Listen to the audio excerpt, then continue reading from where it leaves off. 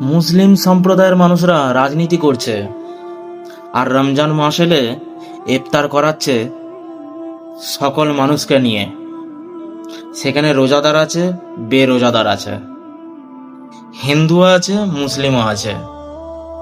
এখানে কোনোটাতেই আমার আপত্তি নেই। আপত্তি শুধু একটা জায়গাতে, এই যে ইফতার পার্টিটা যে দেয়া হচ্ছে, মানুষকে যে রোজা খোলানো হচ্ছে, মানুষের মানে রোজা খোলার জন্য খাবার দাবার দেয়া হচ্ছে, এই টাকাটা আসছে কোথা থেকে? পার্টি ফান্ড থেকে। পার্টির ফান্ডটা কার? এই নেতা মন্ত্রীদের বাবার টাকা নাকি? টাকাটা তো আমাদের। যদি রোজা খোলাবা যদি এতই যদি শখ, তাহলে প্রতিটা মানুষের ঘরে ঘরে এই জিনিসগুলো পৌঁছানো দরকার। প্রতিটা মানুষের ঘরে ঘরে পৌঁছানো দরকার।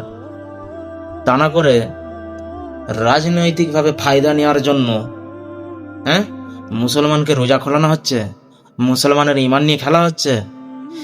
রাজনীতির নেতারা যেসব ইফতার পার্টি দিচ্ছে, সমস্ত মুসলমানের উদ্দেশ্য বলছি, এই সমস্ত ভণ্ডদের কাছ থেকে দূরত্ব বজায় রাখো। তার অন্যতম কারণ হলো এটাই, এইখানে যে রোজাদাররা যে রোজা খুলবে, এই রোজাটা হবে নাকি তাও সন্দেহ আছে। কারণ তুমি রোজা খুলছো, তুমি মানুষের হক মারা টাকাতে রোজা খুলছো। কারণ এগুলো তো মানুষের হক মেরেই তো এই সমস্ত আয়োজন করেছে। চুরি চামারি করেই তো এই সমস্ত ইফতার পার্টির আয়োজন করেছে। নাহলে এইসব নেতা মন্ত্রীদের বাপের টাকা নাকি? ওদের নিজেদের ঘর থেকে নিয়ে আসছে নাকি? নিয়ে এসে তোমাদেরকে রোজা খোলাচ্ছে, তোমাকে আমাকে রোজা খোলাচ্ছে?